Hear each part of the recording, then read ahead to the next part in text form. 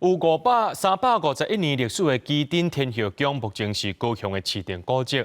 今日庙方决定要申请做国定古迹。那高雄市文化局也证实讲，今年8月已经有向文化部提报啊，这文资局也当咧做文化价值的评估。伫咧平常时啊，基丁天后宫有望有袂少外国游客来参观拜拜。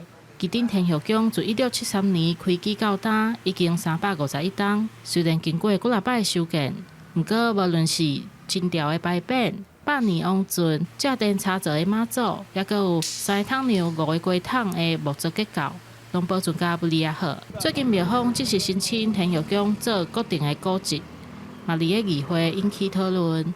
旗津天后宫他们这么积极要作为国定古迹，其实是很难得的哦。因为其实一般私人的产业要能够成为国定古迹，一般都应该是很害怕才对了。但是他们对自己的庙的管理是非常有使命感的，所以他们希望自己可以变成国定古迹。咱做就完毕了，咱天后宫的管理委员会，咱总数48位的委员。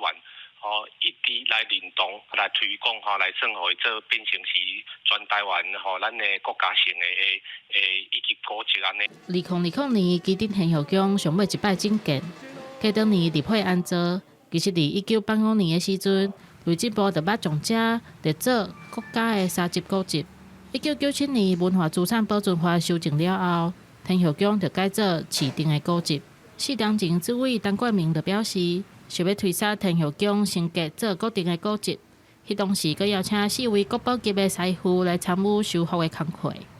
文资局那边，他现在因为正在委托做文化资产的价值评估，那预定年底可以完成，所以后续就会进入实质的程序里面。文化局表示，8月份已经正式甲中央提案，现在的定数恐惊要8档以上。